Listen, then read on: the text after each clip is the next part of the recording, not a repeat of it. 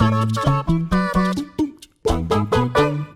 everybody, welcome to WhatCulture Gaming. I'm Scott, joined by Ewan. Hello. Because Star Wars refuses to die. It's almost like a clone of Palpatine himself. Almost like, Star Wars broke my heart over the past 2 days by revealing that Palpatine did not, in fact, shag. It's a clone now, apparently, and there was another thing. There was a clone. He's actually a clone in The Rise of Skywalker. That's interesting. And also, Rey's dad wasn't actually a dad. It was a failed clone of Palpatine. So there we have it. The one banterous element of The Rise of Skywalker isn't actually a thing, and that concludes our news video. I know. I mean, yeah, so spinning off that, it seems like they'll do whatever they need to do to retcon things, go forward regardless. And in regards to the video game sphere, we do know that the next game coming from EA is now called Project Maverick, apparently relating to a strange and unusual game? Top Gun Maverick? I hope so. That's my theories, because you got a Top Gun thing coming out right now, and the leak yesterday that came from a PSN Twitter bot that basically collates all the PSN listings that go up across the world. Project Maverick came up, and it actually has some concept art of a Star Destroyer and a few little dinky little X-Wings just flying off and towards it.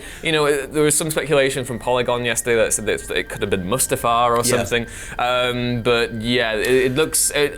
in my head, if you're going to have a thing, and it's obviously coming from EA Motive, who have been working on a smaller, more unusual Star Wars game. Yeah, so the quote from this, there's a little while ago when they were announcing multiple projects that were coming up, and they said that this thing was a smaller, more unusual game, which I'm going to throw it out there. I'm throwing it out there into the cosmos. I think this is a top-down empire management resource allocation sim. I disagree, Scott Halford. I disagree. That's a great reference if you've seen Uncut Gems. Maybe because I think that, Motive, they worked on Battlefront 2's single-player story. Yes. And obviously that game was developed by both DICE and Criterion as well. Motive handled the single-player. I'm convinced maybe that this is going to be it's obviously not going to be a spin-off of Battlefront, because that was obviously cancelled a few years back. We reported on that last week. I do think that potentially it'll be almost like a Rogue Squadron-esque title. If you've got Project Maverick, you got Top Gun Maverick coming out, and the concept art they've got right here is Star Destroyers and X-Wings. I'm convinced maybe that this will either continue something to do with Battlefront 2's story,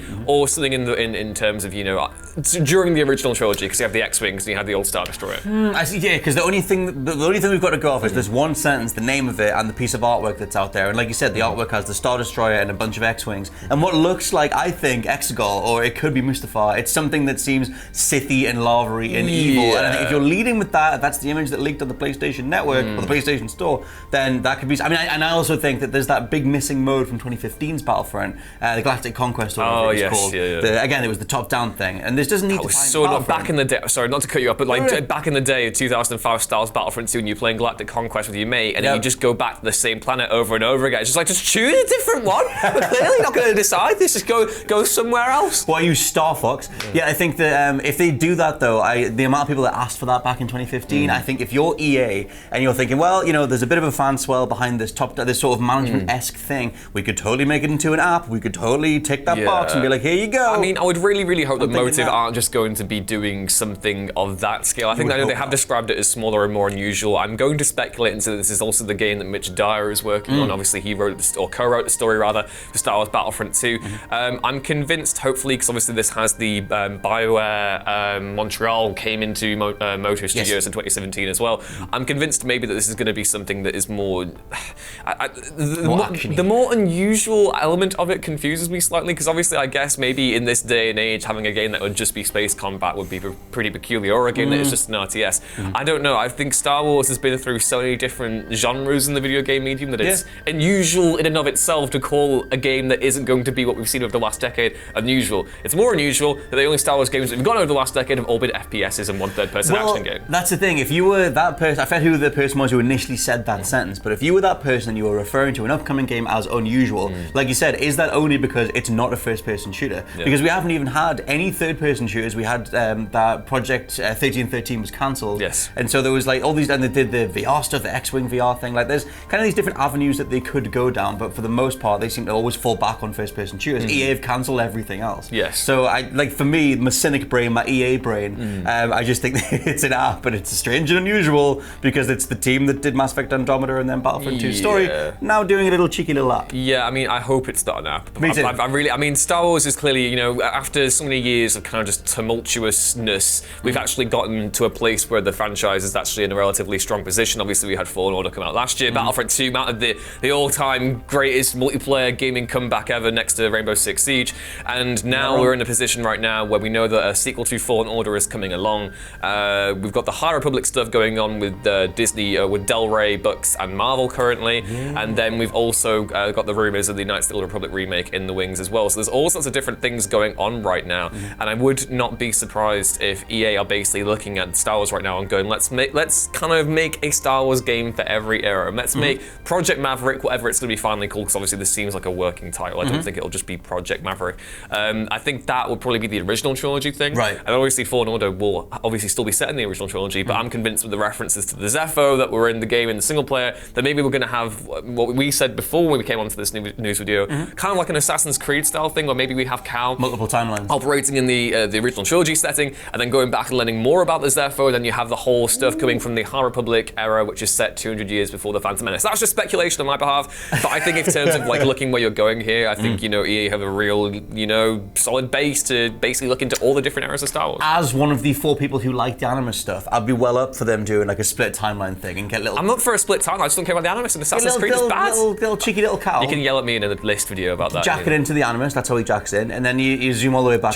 He just jacks in. Jack and Daxter, and you go all the way back to the Old Republic. I like the idea of them doing both. I mentioned an app before, I should clarify. I think I'm using the term app as in top-down management, resource sim thing. We do know that this is coming to PlayStation, but I just think that something more on the Empire side, again, they approached that, they broached that stuff with Battlefront 2. It was meant to be the first time we'd ever seen things from the Empire perspective, and they did away with that after half an hour in the initial game.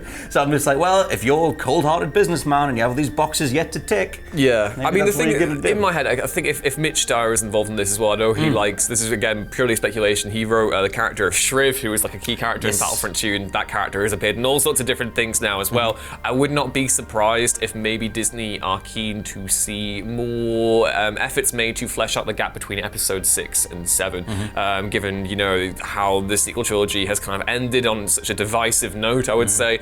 Maybe they'll be looking to basically trying to make the entire franchise seem more cohesive and whole. Maybe they'll do that by having games set in between episode 6 and 7. Obviously, that was the case with Battlefront 2. Yeah. But maybe we'll get something that's a little bit, that goes more into the fall of the Empire, potentially. I don't know. Either that or we'll have something earlier on. Yeah, what's worth pointing out as well, we sort of touched on it a little bit, but just to clarify, EA Motive are the old BioWare Montreal studio. Part of it, yes. Part of it, yeah. The people that made Mass Effect Andromeda, and then they were those staff were brought across and it was renamed and all became EA Motive. So it's worth pointing out that team also did Mass Effect 3's multiplayer, which was surprisingly good. I actually played quite a lot of that game. Maybe we'll have our own Star Destroyer, we'll have our own crew, and we'll all be able to shag everyone aboard. Maybe. Well, Star, okay. Unusual, let you go 5 rounds with Borgalit.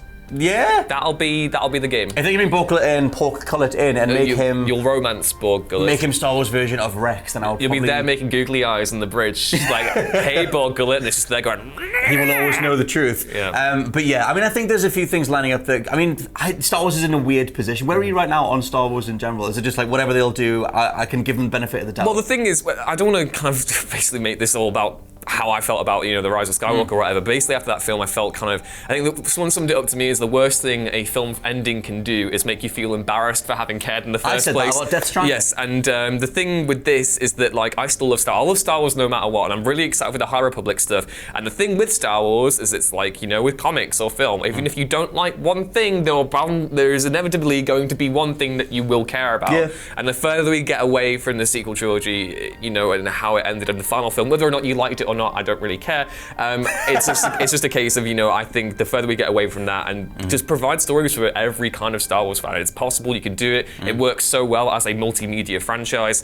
And maybe we get that from smaller and more unusual experiences. I don't know. I'm still excited. Yeah. Like, my thing is, it's strange. For me, if I look back over the years, I realized that my fandom for Star Wars, a lot of it comes from the game side. Like, I love the movies, but I've spent way more time in the games. And I have all these memories associated with everything from Jedi power battles to the first couple couple of Battlefronts, and even like Jedi Fallen Order, that I think there's more, because like ostensibly if you go back, we'll just talk about Star Wars. I think enough people that are watching this will just have the general same thoughts on, oh my god, Star Wars.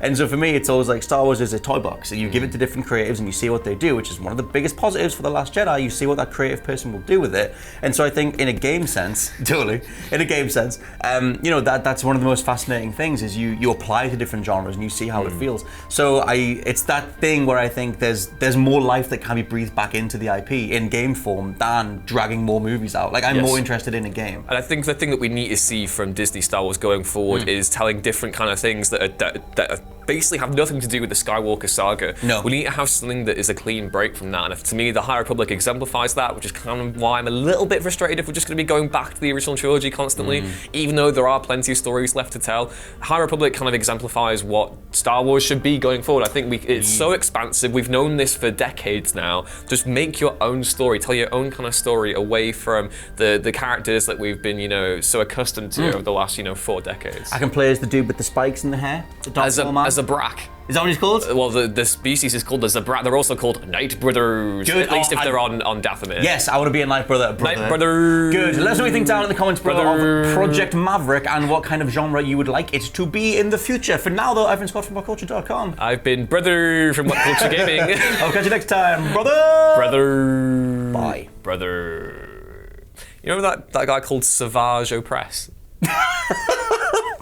No. Star Wars? I thought it was just called Savage? Savage? Big Savage. General Grievous? John Darth Savage. Tyrannus? Darth Nihilus? Get it? Because he's an edgelord. Darth Nihil? Hey? Good. Hey? Darth Icky, innit? Darth Icky. Oh, Darth Icky.